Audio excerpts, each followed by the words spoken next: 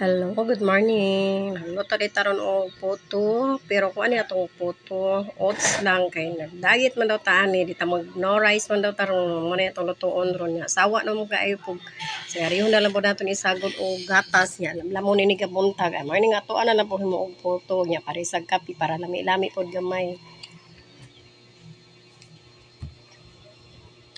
Sa gulay na ako ni isa ka harina kay namangoy ko nya sayang kay dili sagol. Sa kulang na nato og duha ka itlog o isa ka pack nga powdered milk. Tangan po nato isa ka kutsara nga baking powder. Kay naman ni siya harina gud nga isa pod ka kutsara pod atong gigamit ani nya ato po sa gulan og baking powder.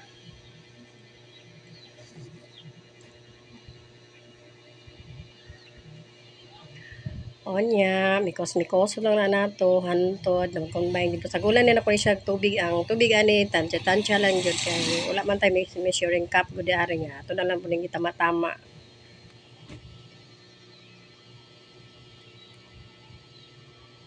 Kaya kanin ba ulit, sa gulan na ako na siya ubi flavor para napidagway. O dara, luto na nga ito ang